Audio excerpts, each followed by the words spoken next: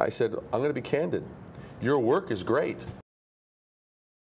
You know, that is a pretty big thing to accomplish. Yeah. That you could succeed as a company or organization in creating such a well-differentiated, well-understood brand that the impact would be huge to your external marketplace, your prospects and customers, but also to your employees, because don't you find as a consumer, you give repeat business to a place that is fun to be at, fun to shop at. Completely. I mean, I think that's just a huge next phase maybe that we're in of study of business effectiveness is what's the attitude of your employees toward the people that they're servicing? And so to kind of bring them all together around a brand, I think is very powerful. Absolutely. There's something else that you speak to, which I think is good food for thought for all of us, and that is this idea of the brand experience. Maybe we've kind of been touching upon it, but beyond the sale, beyond me, you know, going to the Bridge Street station or ordering Big Dot of Happiness, like how I as a consumer am going to sort of continuously have loyalty toward this brand, so it would cause me to be either a repeat customer or we talked about positive buzz with my colleagues and friends. Can you talk a little bit more to that, how you coach your companies? Yeah, essentially, a lot of the focus, really I've kind of broken it down that there's 3 phases of a brand. You know, very routinely, companies will focus on the sort of what I call the pre-sales branding.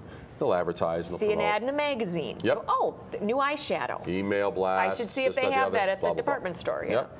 Then there's the during the sales branding or during the experience. Yep. So in other words, if I'm going to a salon, okay, how am I being treated during that time? Maybe I'm buying something, or maybe I'm actually just being serviced and I'm getting something done. Yeah. But it's during that time, and so the focus goes on those 2 very routinely. The third and most overlooked place is after the sale, when it is least expected. Who thinks about that? Who thinks about that? I don't think hardly anybody does. But you know that Bloomingdale's actually for, I don't know, probably 20 years has done that, where during the holiday season, they would always create these designer bags that never said Bloomingdale's on it. They would do the coolest designer bags, and women would walk around with them. And whenever you would see a woman walk around with these cool bags, you would immediately think, that, Bloomies. Yeah. Immediately Bloomies. Wasn't necessary. And it was their investment, and it was part of their cost of sale. You know, we did that with, I think I told you about this with the Joanna Vargas salon. You know, this is when someone comes to one of their. This is a gorgeous bag. I want to live in this bag. You and me both. I'm just going to move in. I understand. I mean, I hear there are a couple of spaces still available, so we can talk about rental arrangements. But but a great view of Central Park, by the way. But the thing about this was their bag previously didn't have all of the right look and feel, and we revamped the Joanna Vargas brand, changed it from Joanna Vargas Salon to well, actually it's still a Joanna Vargas Salon, but instead of just being skincare, it's now a skincare sanctuary. But we created this beautiful look because we wanted women to have a sense of pride when they bought a product and then walked out. What we found was that when women were in the salon and they were buying product, they would sometimes they put it in their purse, wouldn't necessarily want the bag. Oh, of course, because we have a green movement, the environment, right? So I bet someone would say, I don't need the bag, I'll save a tree. Yeah, I'll save a tree. I see that, yeah. That sort of disappeared after this bag came out. Oh, yeah. Because all of a sudden it's like, yeah, sure, I'll take the bag. I'll take the bag. Lip balm this big. I'll take a bag. I'll take the bag. Oh, can I take a business card? Can I have a bag with that, please? I mean, whatever it was. It's just, it was pretty outstanding. And so, and you know, but even all the details of, you know, we hand selected these 2 different types of tissue paper to pick up and go. So this worked as an ensemble. And so, but that is that necessary? No. Is it necessary to grow? Yes. Yes. I'm thinking if I was part of the staff at Joanna Vargas Salon, I would feel so proud to work with these materials that just help to complete the brand experience. And then the buzz and people looking at it and seeing it, and Yep. I like that. Now I'm also hearing you, and it's giving me this concept that is it maybe not a worthwhile aim to try to be the product to everyone, but instead to maybe have a viewpoint. I'm going to be so crisply defined and unique in what I do so that it's easy for my tribe or my audience or my people to rapidly identify and find me. Do you have an opinion about that? Well, yeah. It's an old inclination, which is let's just go shotgun and go for the biggest, broadest approach. Absolutely. What happens, though, is that you're actually failing to define yourself as a brand, and as a result, whoever is anybody is picking you up, and the consumers are essentially, or your clients are essentially kind of defining you, and eventually you'll discover yourself somehow by default. Yeah. But the stronger and the better way is actually when you've defined, what do we stand for, who are we, and who are we important to? Okay. The bottom line is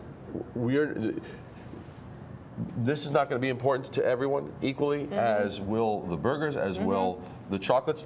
Those chocolates are not going to appeal to someone that is absolutely thrilled with and happy with the chocolate that you can get in a convenience store. Right.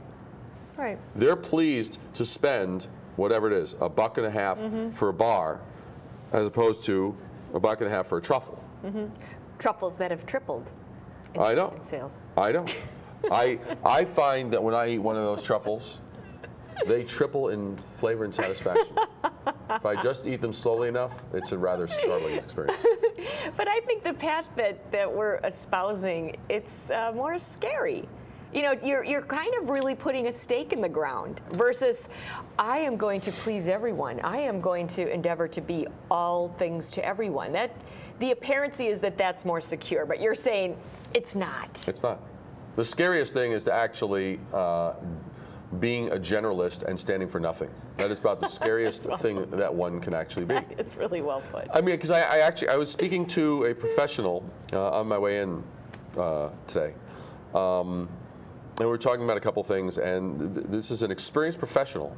But she had an idea. She had certain things. She goes, "I really would like your candid feedback," because she'd seen my blog on Fast Company magazine and seen various things. And I said, "I'm going to be candid. Your work is great, but the way you present it is extremely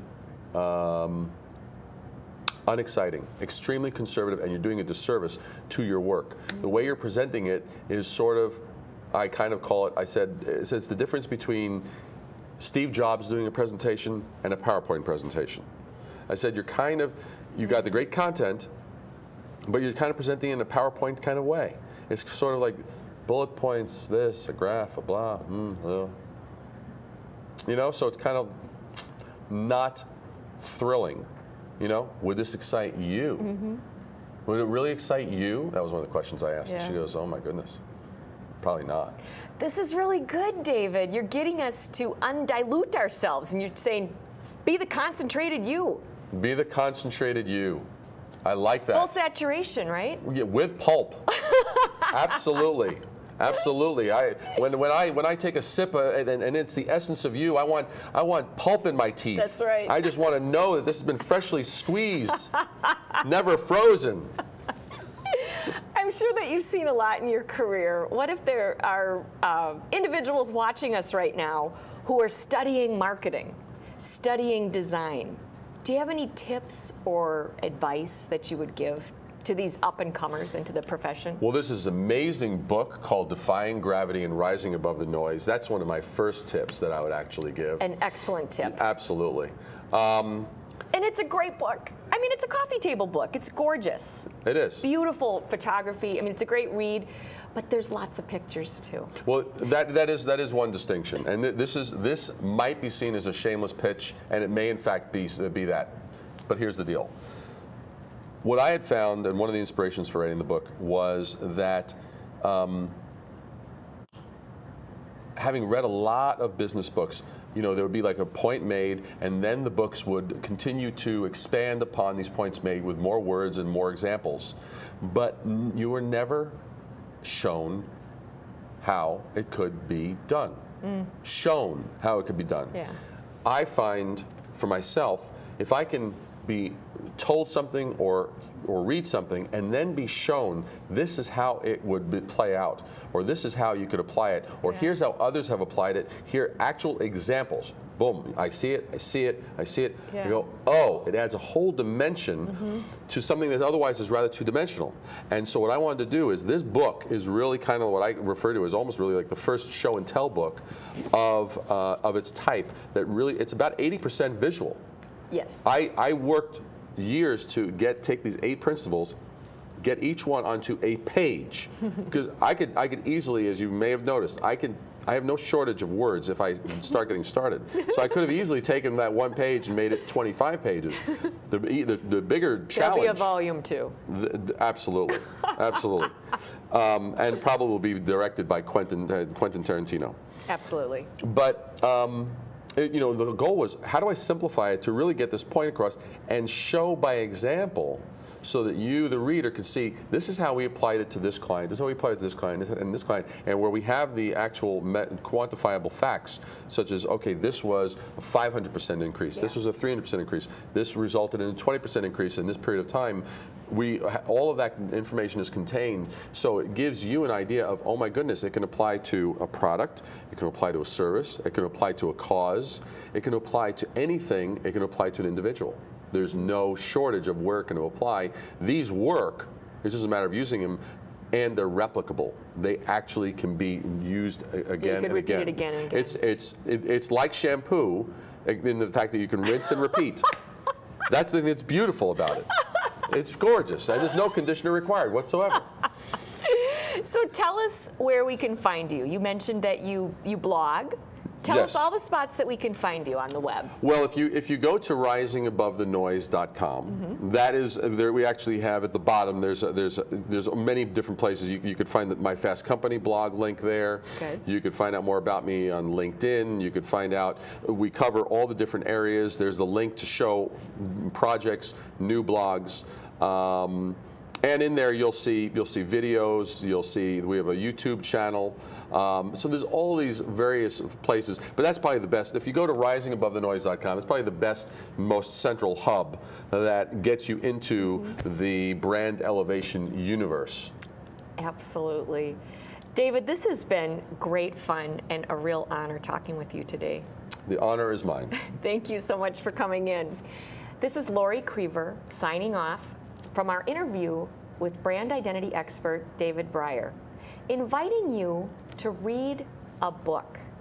It could change your life, and let's encourage our children to do the same.